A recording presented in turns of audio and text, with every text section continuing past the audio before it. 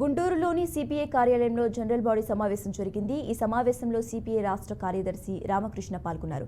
రాష్ట్రంలోని పరిస్థితులపై అవగాహన కోసం 2 రోజులు కార్యవర్గ సమావేశాలు ఏర్పాటు చేసినట్లు తెలిపారు.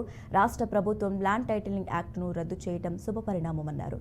ఉచిత ఇసుక పాలసీలో క్రింది స్థాయి దోపిడీని అరికట్టాలని ఆయన సూచించారు.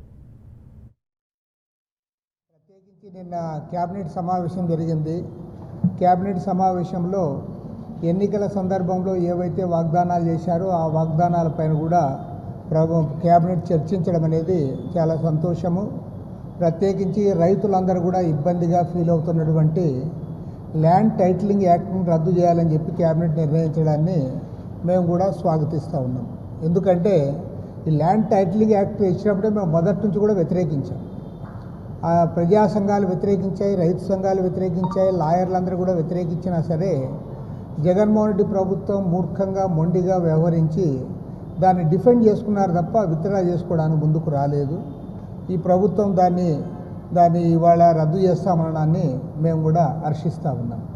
అదేవిధంగా ఉచిత ఇసుక పాలసీ ఏదైతే ఉందో ఆ ఉచిత ఇసుక పాలసీని కాంక్రీట్గా కింది స్థాయి వరకు అమలు చేయాలని కోరుతా ఉన్నాం.